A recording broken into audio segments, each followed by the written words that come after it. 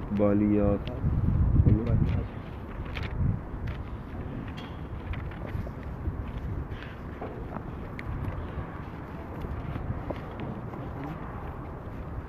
یہ اگلا باب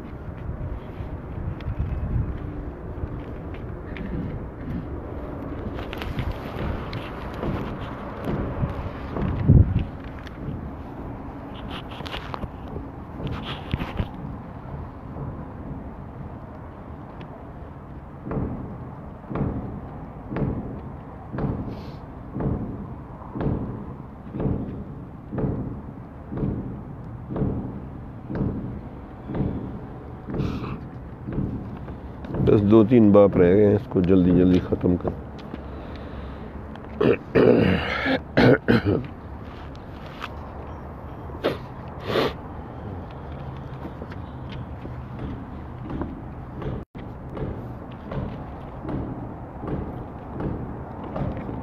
الحمدللہ وکفی وسلام علی عبادہ الذین اصطفی، اما بعد فاعوذ باللہ من الشیطان الرجیم، بسم اللہ الرحمن الرحیم۔ نئے ابواب اور نئے نئے موضوعات اس لیے رکھتے ہیں تاکہ آپ معاشرے کے ہر طبقے میں کام کرنے کے قابل ہوں۔ کوئی کالج میں بلائے، یونیورسٹی میں بلائے، کوئی بازار میں بلائے، کوئی کہیں بلائے، کوئی دکان کے افتتاح بھی علماء کو بلاتے ہیں، بس بے حیائی کے کام کا افتتاح نہ رہے، ویڈیو سینٹر یہ باقی جہاں حلال رزق ہے وہاں کوئی حرج نہیں، تو پھر 2-4 منٹ کا بیان کرنا ہوتا ہے، صرف دعائی نہیں کرنی ہوتی، 2-4 منٹ کا بیان بھی۔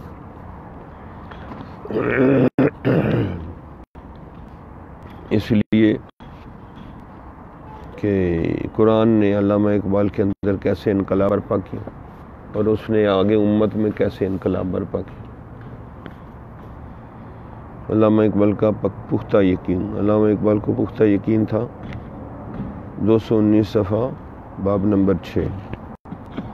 علامہ اقبال کو پختہ یقین تھا کہ مسلمانوں کی ترقی قرآن حکیم کے ساتھ تعلق جوڑنے سے ہی ممکن ہے، اس لیے وہ زندگی بھر اپنے افکار کے ذریعے مسلمان کو قرآن کی طرف رجوع کرنے کی دعوت دیتے رہے۔ علامہ اقبال کو یہ پختہ یقین یوں ہی نصیب نہیں ہوا، بلکہ انہوں نے اوائل عمر ہی سے اس کے ساتھ نہایت مضبوط تعلق جوڑ رکھا تھا،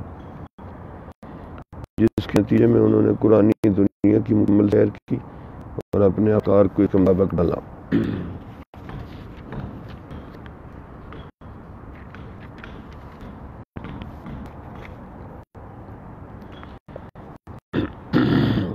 قرآن انقلاب کا طریقہ، یہ دیکھو بہت زبردست باتیں لکھی ہیں۔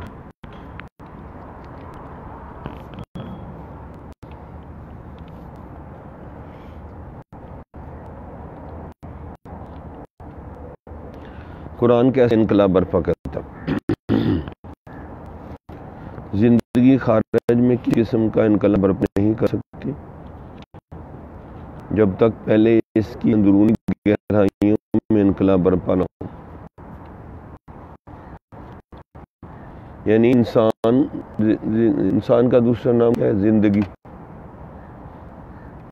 خارج کے معنی ارد گرد، خارجی کتابیں،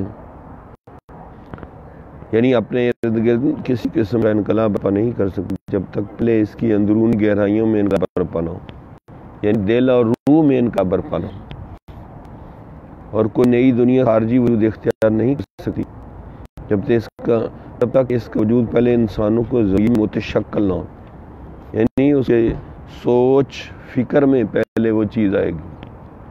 فطرت کا یہ اٹل قانون ہے جسے قرآن نے اپنے سادہ مگر بلیغ الفاظ میں بیان کیا، جو زندگی کے انفرادی اجتماعی پہلوؤں پر حاوی ہے۔ ان اللہ لا یغیر ما بقوم حتی یغیروا ما بانفسہم، بے شک اللہ کسی قوم کی حالت تقدیر نہیں بدلتا جب تک کہ وہ خود اپنی حالت کو نہ بدلے، یعنی اس کے اندر ایک جوش جذبہ ہونا چاہیے آزادی کے لیے یا کسی کام کے لیے، اگر نہیں ہوگا تو پھر ایسے تھوڑی بات بنے گی۔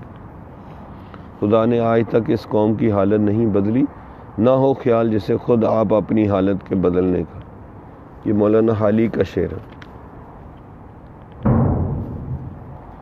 یہ ہے یہ دل بدلیں گے تو اعضاء بدلیں گے، اعضاء بدلیں گے تو اعمال بدلیں گے، اعمال بدلیں گے تو حالات بدلیں گے۔ یہ ترتیب ہے، دل بدلے گا اعضاء بدلیں گے، اعضاء بدلیں گے اعمال بدلیں گے، اعمال بدلیں گے حالات بدلیں گے۔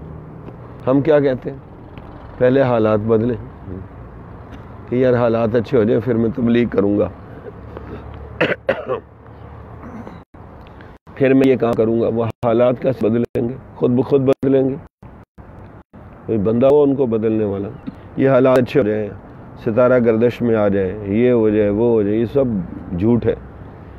حالات بدلنے والا کوئی ہوگا تو جی گاڑی چلے تو میں اس میں بیٹھوں گا، بھائی بیٹھ کے چلاؤ گے تو چلے گی،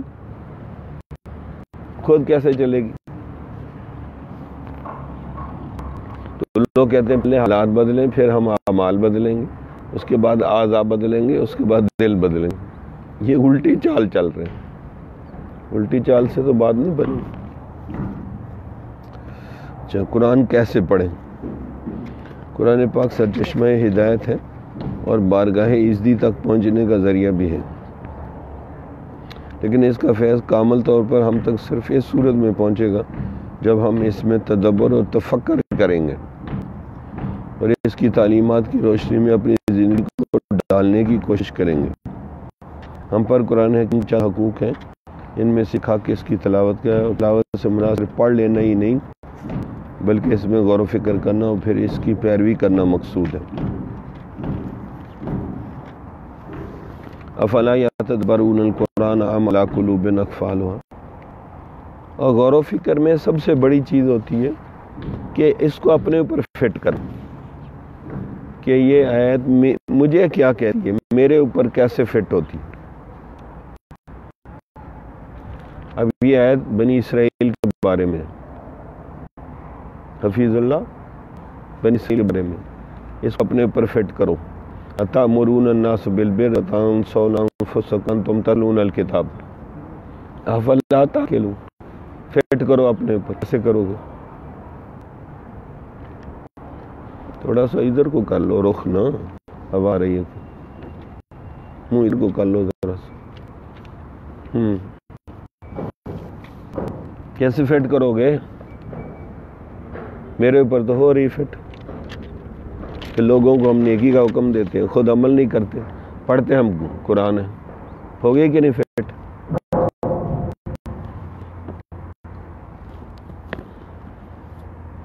اور ان کو اپنے اوپر فٹ نہیں کرنی آ رہی۔ اتنی باتیں تم کہتے ہو کرتے نہیں ہو، کرتے ہو کہ نہیں؟ تو پھر کبھی ہاں کہتا کبھی نہیں کہتا یار جی ایک بات کہنا،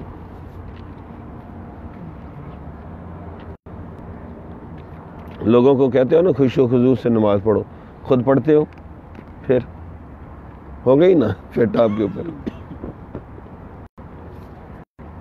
لوگوں کو سچ بولو، خود جھوٹ بھی بول جاتے ہو۔ بچوں کو کہتے ہیں ناگنا تو اسکول میں پڑھائی میں، خود کرتے ہو، تو اور کیسے فٹ گئی؟ کوئی جبریل اترے گا دوبارہ کیوں آ کے بتائے گا آپ خود فٹ کرو؟ تمہارے اوپر ہوتی ہے، آپ کے اوپر سب۔ اتامرون الناس بالبر وتنسون انفسکم وانتم تتلون الکتاب افلا تعقلون، پڑھتے تم کتاب، وہ بھی کتاب پڑھتے تم بھی کتاب پڑھتے۔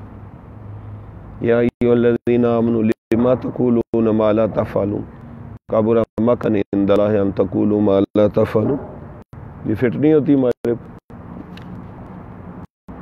پھر کہنا کہ یا اللہ ہمارا جرم معاف فرما۔ اکثر لوگ اس قرآن حکیم سے صرف نظر کرتے ہیں اور اس کو دلی گہرائیوں میں اترنے نہیں دیتے، جس نتیجہ یہ ہوتا ہے کہ ان دل پتھر بن جاتا ہے۔ معنی علی ہے ثم قست قلوبکم من بعد ذلک فہی کالحجارۃ او اشد قسوہ، پھر اس کے بعد تمہارے دل پتھروں کی طرح سخت ہو گئے، بلکہ اس سے بھی زیادہ سخت ہو گئے۔ تو پتھروں سے زیادہ سخت سے کیا مراد؟ مولانا بجلی گھر کمبل پوش صاحب تھوڑا سا حدود اربا بھی اپنا دکھاؤ۔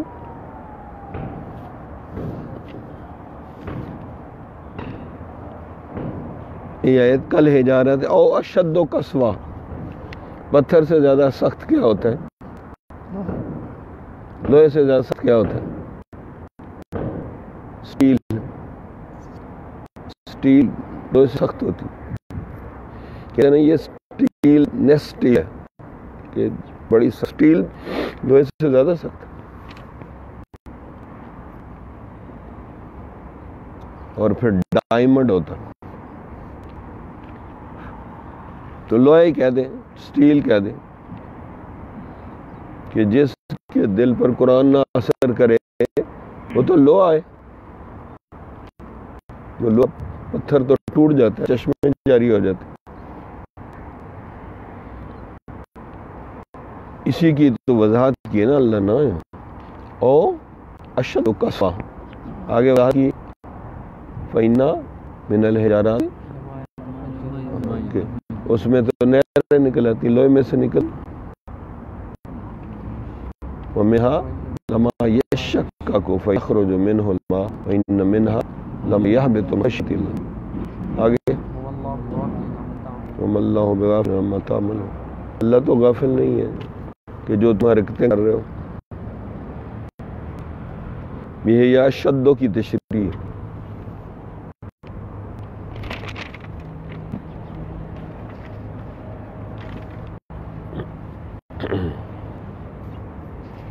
بلکہ اگر کہا جائے کہ دل پتھر سے بھی زیادہ سخت ہو گیا تو زیادہ درست ہوگا، کیونکہ پتھر اللہ جل شان کے خوف سے ریزہ ریزہ ہو جاتے ہیں، جن سے پانی چشمے پھوٹ نکلتے ہیں، لیکن انسانوں کے دل تو پتھر سے بھی زیادہ سخت ہے کہ وہ اپنے خالق مالک کے کلام کو نہ توجہ سے سنتے ہیں، نہ غور سے پڑھتے ہیں، نہ سمجھتے ہیں، جس کی وجہ سے نہ تو ان کے دلوں میں کوئی آنسوؤں کا چشمہ پھوٹتا اور نہ کسی کو ان سے اصلاحی فیض ملتا۔ ہائے ہائے، علامہ اقبال نے تڑپ کے کہا، صاحب قرآن و بے ذوق لجب ثم لجب ثم لجب۔ اب 10 دن اس شعر کو دہراؤ، 10 دن دہراؤ، میں نے 10 دن دہرایا تھا تقریباً۔ قرآن والا ہو اور اللہ کی محبت کا ذوق شوق نہ ہو، افسوس ہے، پھر افسوس ہے، پھر افسوس ہے، پھر افسوس ہے۔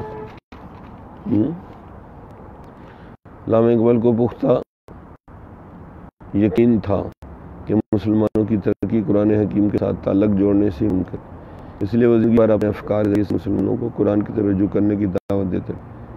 علامہ اقبال کی یہ پختہ یقین یوں ہی نصیب نہیں ہوا تھا، بلکہ انہوں نے اوائل عمری ہی سے اس کے ساتھ نہایت مضبوط تعلق جوڑ رکھا تھا، جس کے نتیجے میں انہوں نے قرآنی دنیا کی مکمل سیر کی اور اپنے افکار کو اس کے مطابق ڈھالا۔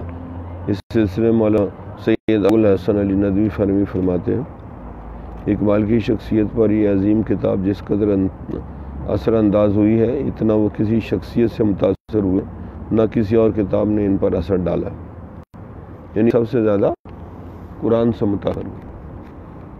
دیکھ لو، قرآن سے سوچ سوچ کے رو رو کے پڑھا نا۔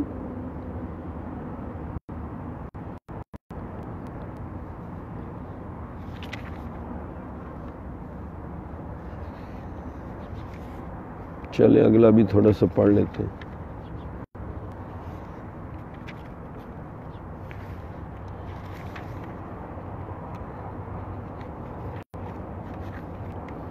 والد کی رہنمائی، مطالعہ قرآن میں والد کی رہنمائی۔ دیکھو والدین ایسے تھے، حالانکہ ان پڑھ تھے والد، لیکن کسی کی صحبت میں بیٹھتے تھے تو صوفی بن گئے تھے۔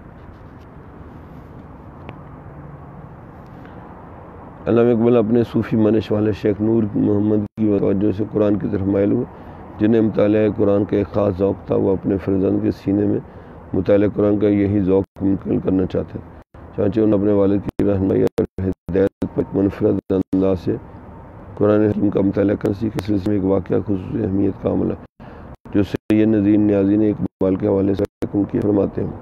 میں کہا تھا قرآن دل کے راستے سے بھی شعور میں داخل ہوتا ہے، یہ حقیقت اس واقعہ سے سمجھ آئے گی۔ یہ کالج میں میری ابتدائی تعلیم کا زمانہ تھا۔ میرا معمول تھا کہ ہر روز نماز فجر و قرآن حکیم کی تلاوت کرتا۔ اس دوران والد مجھے بھی مجلس تشریف لے آتا اور مجھے تلاوت کرتا دیکھ کر اپنے کمرے میں چلے جاتا۔ میں کبھی ایک منزل ختم کر چکا ہوتا، کبھی کم۔ ایک روز کا ذکر ہے کہ والد مجھے حسن مسجد سے واپس آئے، میں تلاوت مصروف تھا، مگر وہ جیسے کسی خیال سے میرے پاس بیٹھ گئے۔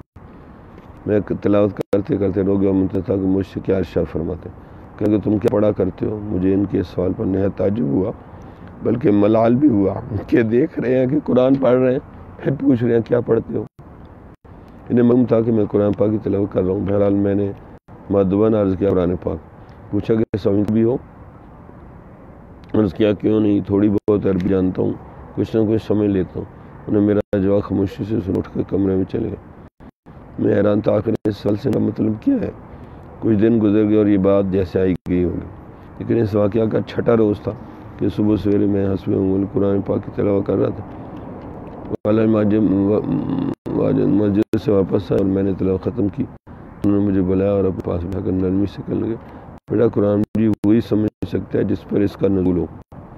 مجھے تعجب ہوا کہ حضور صلی اللہ علیہ وسلم کے بعد قرآن پاک کیسے کسی پر نازل ہو سکتا؟ معلوم ہوتا ہے وہ میرے دل کی بات سمجھ گئی۔ کہنے لگے تمہیں یہ خیال کیسے گزرا کہ اب قرآن مجید کسی پر نازل نہیں ہو سکتا؟ کیوں نہ تم اس تلاوت اس طرح کرو جیسے یہ تم پر نازل ہو رہا ہے۔ اس طرح تلاوت کرو گے تو یہ تمہارے رگو پہ میں سرایت کر جائے کہ مجھ پہ نازل ہو رہے ہیں، اس کے مفہوم و مطالب مجھ پہ نازل ہو رہے ہیں۔ کیا قرآن کے مفہوم و مطالب نازل تو ہو گیا، لیکن اس کے حقائق و معرف مجھ پہ نازل ہو رہے ہیں، تو وہ تو نئے نئے، یہ اس کے حقائق و معرف نازل ہو رہے ہیں۔ میں حضرت گوش والے ماجد کی بات سنتا رہا، بلکہ اپنے آپ کو تیار کر رہا تھا قرآن مجید ایسے ہی کروں جیسے ان کا ارشاد ہے۔ کیا سنو، اللہ تعالیٰ کا ارادہ عالم انسانیت کو جس معراج کمال تک پہنچانے کا تھا، اس کا آخری اور کامل نمونہ ہمارے نبی صلی اللہ علیہ وسلم کی ذات ستودہ صفات کی صورت میں ہمارے سامنے پیش کر دیا۔ لہٰذا ہم کہیں گے کہ آدم علیہ السلام سے حضور صلی اللہ علیہ وسلم تک آپ خاتم انبیاء ہیں۔ جتنے بھی نبی مبعوث ان میں سے ہر ایک کا گزر مدارج محمدیہ ہی میں ہو رہا تھا۔ وہ گویا ایک سلسلہ تھا جس کا خاتمہ ذات محمدیہ کی تشکیل پر ہوا۔ علامہ کہنے لگے والمائی نے خود ہی اس کی تشریح فرمائی۔ شعور انسانی کی تکمیل کے ساتھ ساتھ بالآخر جب وہ مرحلہ بھی آ گیا کہ زندگی اپنے مقصود کو پائے تو ذات محمدیہ حضور صلی اللہ علیہ وسلم کی شکل میں تشریف لائی، باب نبوت بند ہوا، انسانیت اپنے معراج کمال کو پہنچی۔ حضور صلی اللہ علیہ وسلم کو اسوہ حسنہ کاملہ ہی ہر اعتبار سے ہمارے لیے حجت مثال و نمونہ ٹھہرا۔ جتنا بھی کوئی اس رنگ میں رنگتا چلا جائے گا، اتنا ہی قرآن مجید اس پر نازل ہوتا رہے گا۔ یہ مطلب تھا کہ میرے اس کہنے کا کہ قرآن مجید اس کو سمجھ آ سکتا ہے جس پر اس کا نزول ہوا، کہ اس کے مطالب و معانی، کہ یہ آیت میرے لیے ہے تو پھر ہی آپ کو کچھ نازل ہوگا۔ اس واقعہ کے بعد علامہ اقبال نے قرآن مجید کو اس طرح غور و فکر سے پڑھنا شروع کیا گویا وہ واقعہ ان پر نازل ہو رہا۔ چنانچہ وہ خود اس نتیجے پر پہنچے، تیرے ضمیر پہ جب تک نہ ہو نزول کتاب، گرا کشا ہے نہ راضی نہ کشاف نہ تفسیر کبیر۔ تھا ضبط بہت مشکل ہے سال معانی کا، کہہ ڈالے کلندر نے اسرار کتاب آخر، کہ معانی کا ایک سمندر میرے اوپر القاء ہوتا تھا، تو میں نے قرآن کے اسرار و رموز کو اپنی شاعری میں بیان کیا۔ اب ہمارے اوپر کیوں نہیں ہوتا؟ کیوں جی ہمارے اوپر کیوں نہیں ہوتا؟ بتائیں، غور و فکر کیسے کرتے ہیں؟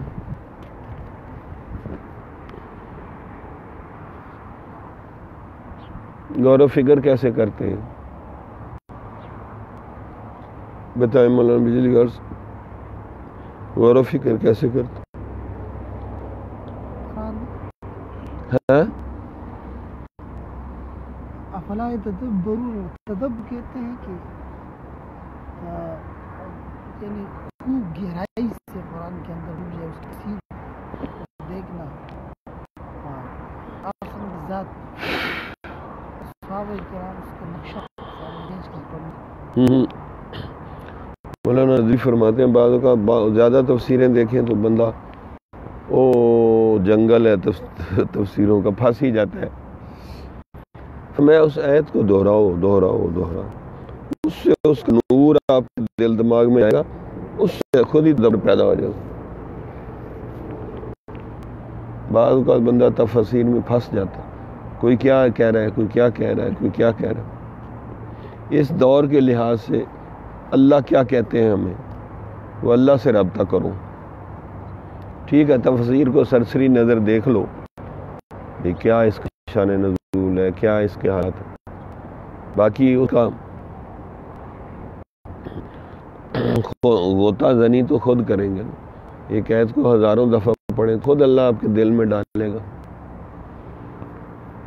یہ تیرے پہ فٹ ہوتی ہے، وہ آیت آپ کی اصلاح کرے گی، تربیت کرے گی۔ تو اس آیت کا رسوخ حاصل کرو۔ رسوخ تب حاصل ہوگا جب آپ اس کو دہرائیں گے۔ اب اس آیت کو دہرائیں، الرحمن علم القرآن خلق الانسان علمہ البیان۔ اس وقت بھی غور کیا، الرحیم کیوں نہیں استعمال کیا، الرحمن استعمال کیا؟ پھر رحمان نہیں ہے، الف لام بھی ساتھ لگا ہوا ہے۔ ابھی اسی لفظ میں غور و فکر، علم القرآن، قرآن سکھایا ہے۔ ایک سمجھنا ہوتا ہے، ایک سکھانا ہوتا ہے۔ سکھانے میں عمل کا پہلو غالب ہوتا ہے، سمجھانے میں بات صرف سمجھانی ہوتی ہے۔ عملی کام سیکھے جاتے ہیں، سمجھے نہیں جاتے۔ کوئی پریکٹیکل کام ہو وہ سمجھنا نہیں ہوتا، وہ سیکھنا ہوتا ہے۔ تو علم القرآن خلق الانسان، انسان کو پیدا کیا۔ اب بیچ میں یہ کتنا ربط نہیں ہے، علمہ البیان، اس کو بولنا سکھایا۔ بھئی جب وہ غور و فکر کرے گا، وہ چلتا پھرتا قرآن بن جائے گا تو اللہ اس کی صورت اور سیرت بدل دے گا، وہ پھر اللہ کا قرآن بیان کرے گا۔ سمجھ آئی؟ یہ غور و فکر تدبر ہے۔ اب اس کو اپنے اوپر فٹ کریں کہ اللہ تو نے کہا میں قرآن سکھاتا تو مجھے سکھاؤ، میں حاضر ہوں، مجھے تو نہیں آتا۔ اب میرے پاس ٹائم ہے کہ میں بڑی بڑی تفسیریں دیکھوں، نہ مجھے ذوق ہے۔ اب ڈائریکٹ ڈائلنگ کرو کوئی میرے اوپر۔ آپ نے خود فرمایا فَهَلْ مِن مُدَّكِرٍ، کوئی ہے سمجھنے والا؟ ہم حاضر ہیں یا اللہ ہاتھ جوڑ کے کہہ رہے ہیں ہم حاضر ہیں، ہمیں سمجھا۔ وَلَقَدْ يَسَّرْنَا الْقُرْآنَ لِلذِّكْرِ فَهَلْ مِن مُدَّكِرٍ، سمجھا سکتا ہے۔ اب علامہ اقبال نے کوئی زیادہ تفسیریں نہیں دیکھی، وہ کشاف اور رازی کو کچھ نہیں سمجھ رہے۔ میں تو حیران ہوں، ہماری تان کہاں ٹوٹے گی آ کے، یا رازی پہ یا کشاف پہ۔ ساری تفسیریں دیکھ دیکھ کے یہاں آگے بس پھر کچھ نہ کچھ مل جاتا ہے۔ ہمارے مفتی صاحب بھی رازی کے بڑے عاشق ہیں، اور میں ایک تفسیر ہے اس کا عاشق ہوں، وہ تفسیر کشیری ہے، بہت بڑے صوفی بزرگ ہیں، انہوں نے لکھی جو رسالہ کشیریہ لکھی، وہ بڑے اعلیٰ مفاہیم بیان کرتے ہیں قرآن۔ وہ آپ لوگوں کو ویسے ذوق سب سے بیان القرآن بہت بہترین ہے۔ بیان القرآن، ہاں میں وہ بھی دیکھا، اس کی اردو پرانی ہے۔ بھائی آپ نے تفسیریں دیکھی ہی نہیں، بس بیان القرآن دیکھ لیا اور ایک دو دیکھ لی، ایسے ایسے پڑھی ہیں۔ سب سے اچھی تفسیر جو اس وقت چھپی عربی کی، وہ تفسیر ملا علی قاری ہے۔ ملا علی قاری صوفی ہے، محدث ہے، مفسر، ایک ہی وقت میں تینوں چاروں اس کے اندر شانے، اور وہ کشیری کے شاگرد ہیں۔ یہ بھی ہے، ملا علی قاری بڑی عجیب چیز ہے۔ آپ ملا علی قاری کو پڑھیں تو آپ کا دماغ ہلا کے رکھ دے گا۔ علوم و معرفت کے ساتھ چاروں طرف سے نکل رہے ہیں، ہم نے کسی کو پڑھا ہی نہیں۔ مرقات شرح مشکات پڑھو نا، اس کی تفسیر پڑھو، فَاذْكُرُونِي أَذْكُرْكُمْ وَاشْكُرُوا لِي وَلَا تَكْفُرُونِ، فَاذْكُرُونِي أَذْكُرْكُمْ کے 20 معنی لکھے ہیں ملا علی قاری نے۔ آپ پڑھیں گے تو آپ کو، عربی تو پڑھتے نہیں آپ لوگ، کبھی تفسیر ملا علی کری دیکھی؟ مطلب ہی دیکھ لو، دیکھی کبھی؟ بس ستے رہو. عربی پہ عبور آتا ہے مسئلہ یہ ہے. بھئی پڑھنے سے عبور آتا، ہمیں کون سا عبور ہے؟ کیا کہ مجھے چلنا نہیں آتا، بھئی کہا تو چلنا بھی آ جائے گا. ہم نے بھی ایسے ہی سیکھا. آپ لوگ مدرسوں میں 8 سال لگائے ہیں، ہم نے تو بس اساتذہ سے پڑھا. پڑھنے سے پڑھنا آتا ہے. اب میں بڑی بڑی تفسیر دیکھتے رہتا ہوں. اچھا جو لفظ نہیں آتا پوچھ لیں گے کسی سے، کیا شرم کی اس میں کیا بات ہے؟ میں کسی سے بھی پوچھ لیتا ہوں کہ بھائی اس لفظ کا کیا معنی ہے. یہ بھی دورے میں پڑھ رہا ہے، میں اس سے پوچھ لیتا ہوں بھائی یہ لفظ اس کا کیا معنی. اس سے کئی دفعہ میں نے عربی کے الفاظ پوچھا کہ اس کا کیا معنی بنتا ہے. بھائی علم میں شرم کی کیا بات ہے؟ ادھر دیکھو، علم میں شرم کی کیا بات ہے؟ پھر جو شرمائے گا تو وہ مرے گا. بھئی علم تو گمشدہ خزانہ ہے، جس سے ملے لے لو. ویسے ہی کہہ دیا مشکل ہے جی مشکل ہے تو وہ مشکل ہی رہے گی، کوئی مشکل نہیں ہے. عربی تفسیر بہت آسان، آسان سی تفسیر دیکھ لو. ایک ہے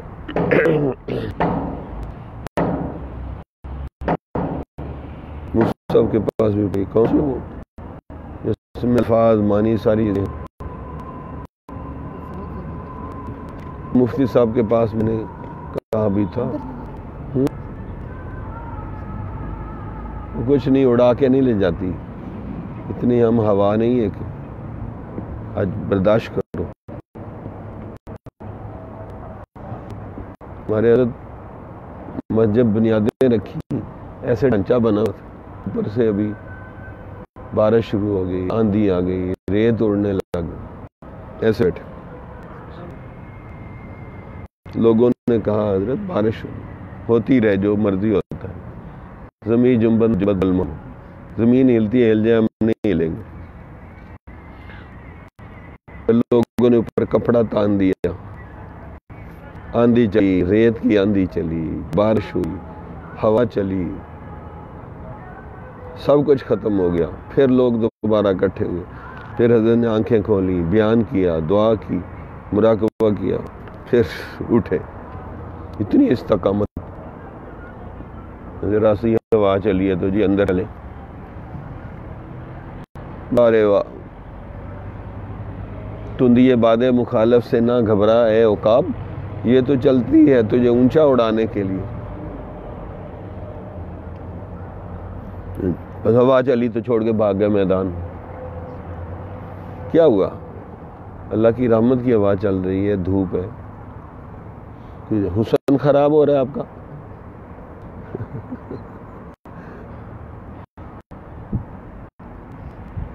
کیا پھر کیسے ایک جگہ جمیں گے؟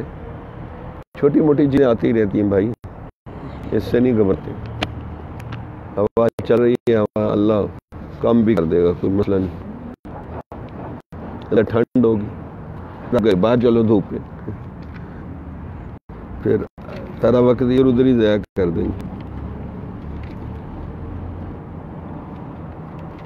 پھر آپ کہیں گے حضرت آپ کا گلا خراب ہے، نہ ہی پڑھائیں تو اچھا ہے.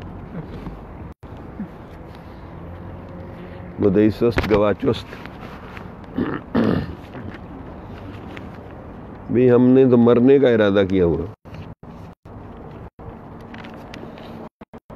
کہ اللہ کے راستے میں جان دینی.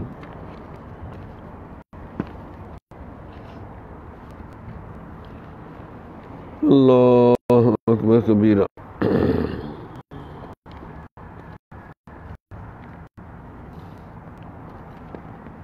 اچھا، آسان سلوک، صفحہ 40، دوسرا پیرا، آسان سلوک. ہمارے حضرت نے بڑی شفقت اور دل سوزی سے فرمایا، ہمارے جیسے نقش بندی میں 90% سلوک توجہ شیخ سے طے ہوتا ہے. اس لیے محبت شیخ، ادب شیخ اور اپنے آپ کو شیخ سپرد کرنا اس سلسلہ کی بنیادی شرط ہے.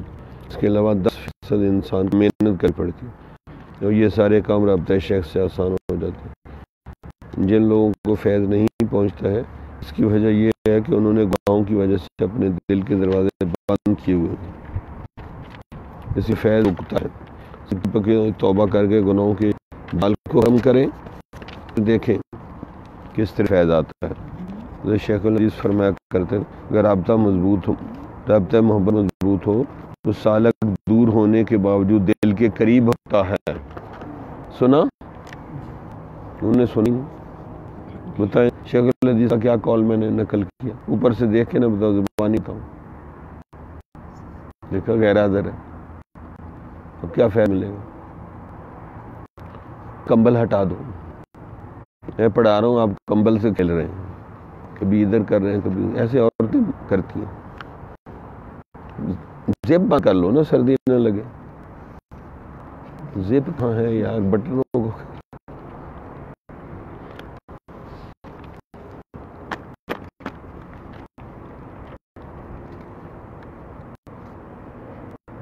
پڑوسی کی مدد کرو یار، بیٹھے تو بھی جیسے ختم پڑھنے آئے ہیں یار.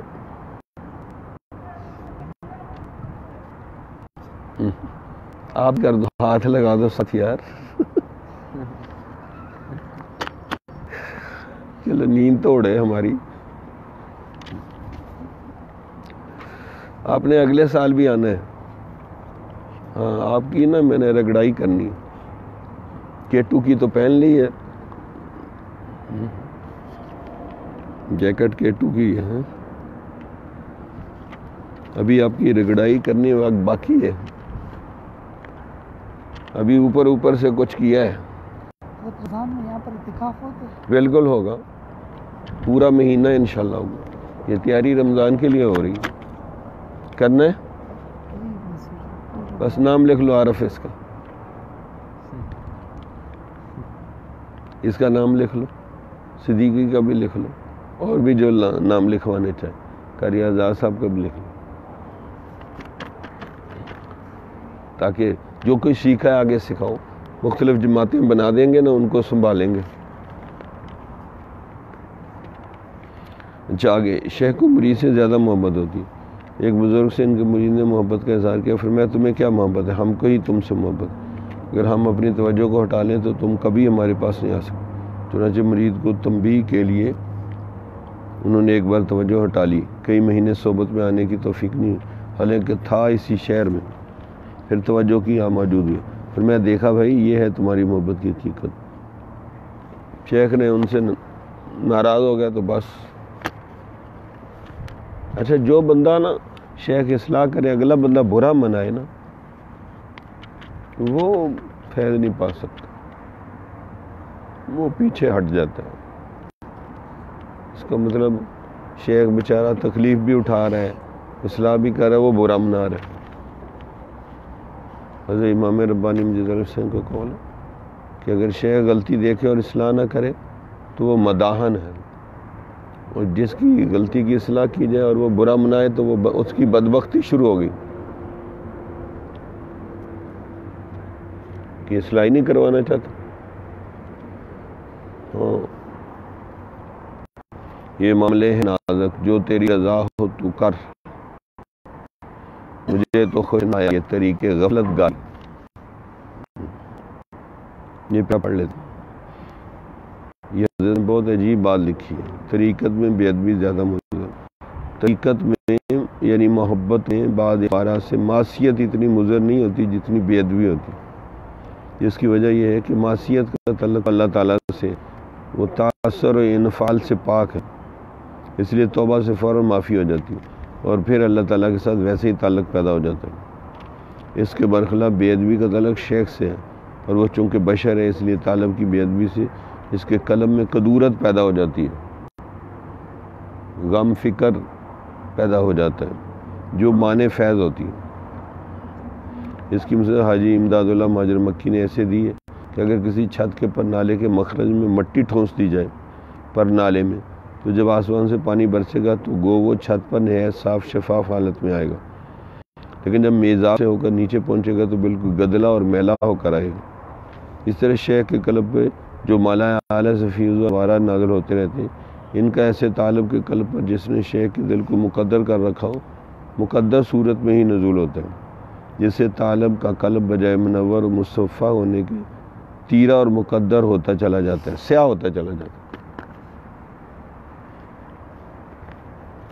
اس لیے بے ادبی سے بچنا چاہیے، خود ہی اپنی تجزیہ کرتے رہنا چاہیے کہ میرے سے کوئی بے ادبی تو نہیں، مزاج شناس ہونے، یعنی بات ماننی چاہیے، سمین بات تعلیم اسی کے اندر سارے ادب آ جاتے ہیں، یعنی بات ماننے کا اتنا شوق ہو کہ اشارہ ملے تو بھاگیں، پھر بات بنتی۔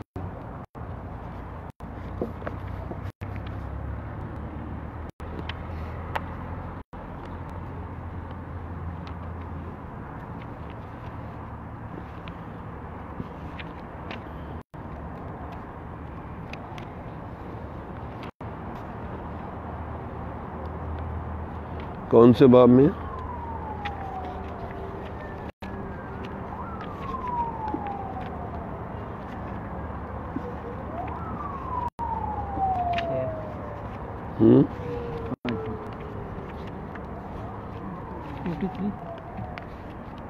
پانچواں باب۔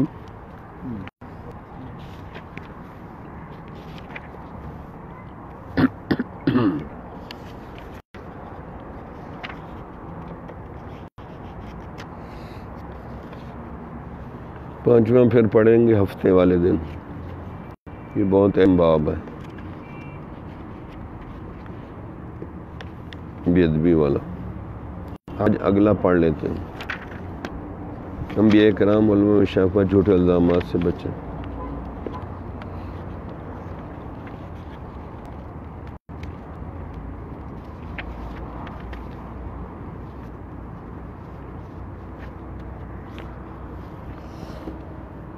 یہ بھی اسی کے ساتھ پانچواں چھٹا اکٹھا ہی پڑھیں گے، ایک ملتا جلتا ہے۔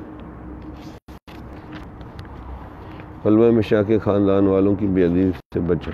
پھر چھوٹا سا یہ پڑھ لیتے، گلا میرا تھوڑا سا۔ باب نمبر 7، صفحہ نمبر 62، باب نمبر 7، حضرت کے دلچسپ واقعات۔ مشائخ دلوں کی کیفیت یہ ہوتی ہے کہ وہ اپنے آپ کو خارج زدہ کتے سے بھی گھٹیا سمجھتے ہیں۔ کیا علامات اور تہمتیں لگانے والوں کے دل کی یہ کیفیت ہے تو انہیں مبارکباد ہے، اگر یہ کیفیت نہیں ہے تو اپنے ایمان کی خیر منائیں اور فکر کریں کہ موت تک ایمان بچ جائے۔ خواجہ محمد معصوم فرماتے ہیں، شیخ کے دل کو تکلیف پہنچانے والے کا ایمان سلامت رہنا ہی عجب بات ہے۔ طالبین سے صحبت رکھنے کا علیحدہ امر ہے۔ صفحات میں ایک بزرگ سے نقل کرتے ہیں کہ جو شخص تیرے پیر کو رنجیدہ کرے اور تو اس سے نفرت نہ کرے تو کتا تو اسے بہتر ہے، چاہے جائے کہ مرید خود پیر کو رنج پہنچائے۔ کہ کتا با وفا ہے اور آپ بے وفا ہیں۔ تو سو سلوک میں بھی ایک ادب لکھا ہے، مرشد کے قرابت داروں اور عزیزوں سے محبت اور معدت رکھیں، اسے دوستوں محبوبوں نیز بھی بھائیوں طالبوں کی رعایت کریں، ان کی بدگوئی اور ان کے مخالفوں سے دور رہے تاکہ استقامت حاصل ہو۔ اس ادب کی تشریح میں حضرت فرماتے ہیں، مرشد محبت کی اصلی پہچان یہ ہے کہ مرید اپنے مرشد کے قرابت داروں اور عزیزوں سے محبت و معدت رکھے۔ یہی تعلیم کتاب و سنت سے ملتی ہے۔ قرآن مجید میں حضور کا قول ہے، قُلْ لَا أَسْأَلُكُمْ عَلَيْهِ أَجْرًا إِلَّا الْمَوَدَّةَ فِي الْقُرْبَى۔ پیغمبر کافروں سے کہہ دیجئے، میری قوم میں تم سے اس تبلیغ پر کوئی اجر نہیں مانگتا سوائے اپنی قرابت داروں سے محبت کی۔ رشتہ داری کی بھی تو محبت ہوتی ہے نا، ایک خاندان کا تعلق تو ہوتا ہے۔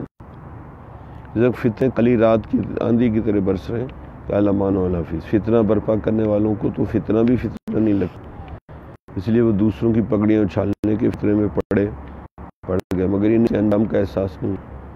اس کا انجام اتنا خوفناک اور بھیانک ہوتا ہے کہ اس کا تصور کر کے ہی رونگٹے کھڑے ہو جاتے۔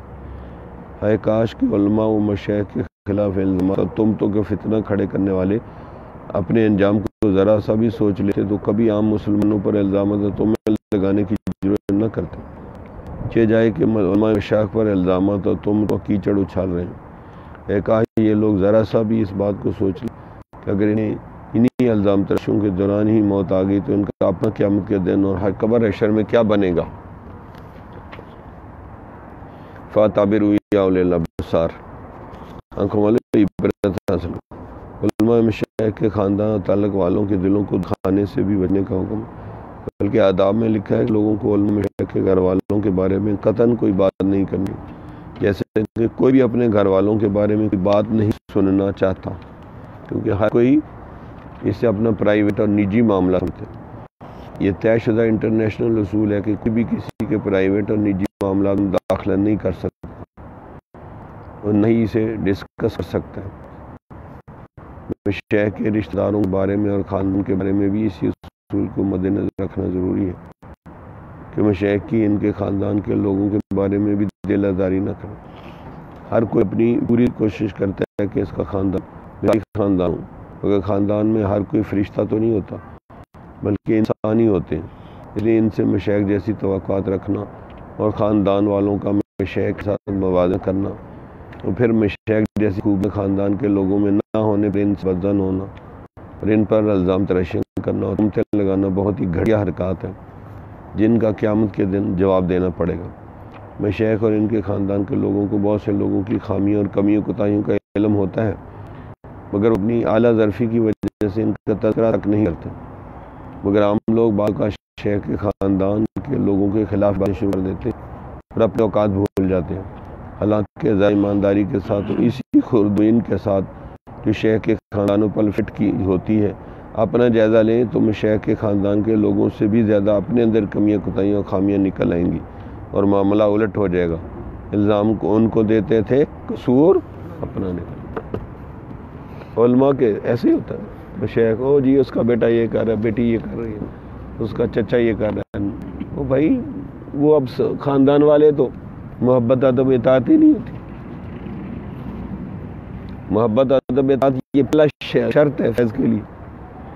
اب بیٹے بیٹی میں بھائیوں میں اگر یہ نہیں ہے تو وہ فیض نہیں پا سکتے۔ حالانکہ بیٹے بھائی یہ تو زیادہ خلیفہ بننے چاہیے، یہ تو ہر وقت ہی قریب ہوتے، کوئی بنتا ہے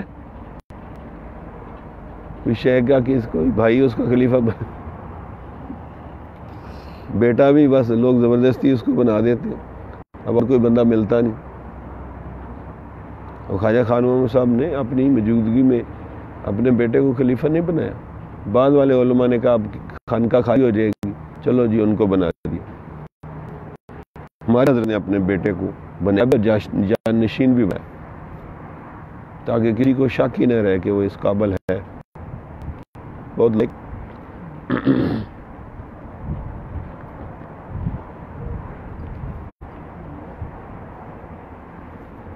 اور ایک چیز ہوتی ہے جانشین، وہ آسان کام، ایک مشائخ دیتے ہیں ضمنیت کہ میرے ضمن میں ہے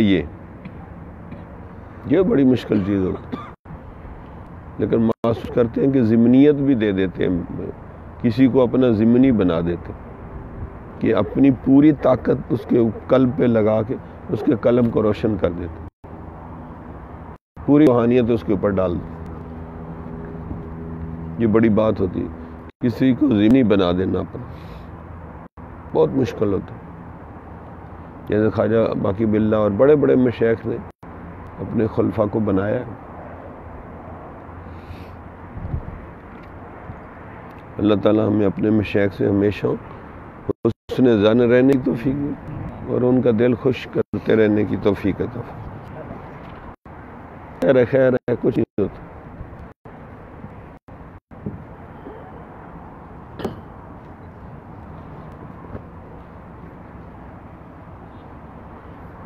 ایسے کل شعر مکمل کیا تھا باد بہاری والا، کس نے؟ تجھے اٹکیلیاں سوجی ہیں ہم بیزار بیٹھے، مطلب بجلی گھر پہ پڑھو، سنو شعر ایک، یہ باد بہاری چل رہی ہے نا، ہوا چل رہی ہے، چھیڑ رہی ہے، کمل اتار رہی ہے، باد بہاری نہ چھیڑ ہمیں، تجھے اٹکیلیاں سوجی ہیں بیزار بیٹھے۔ کہ پیریڈ ختم ہو تو ایسی جائیے، سمجھ آئی؟ تو اس لیے کوئی نہیں، چلتی رہتی ہے، اس لیے چل رہی ہے ہمارا حوصلہ دیکھتے کتنا کام اللہ کی رحمت کے برداشت کر سکتے۔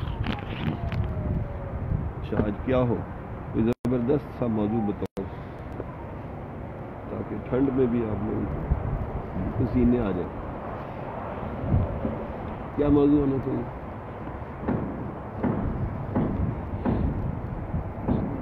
ہاں آپ مولانا عارف کیا موضوع ہونا چاہیے؟ دور کرنے کی کیا دل کی وقت وقت کی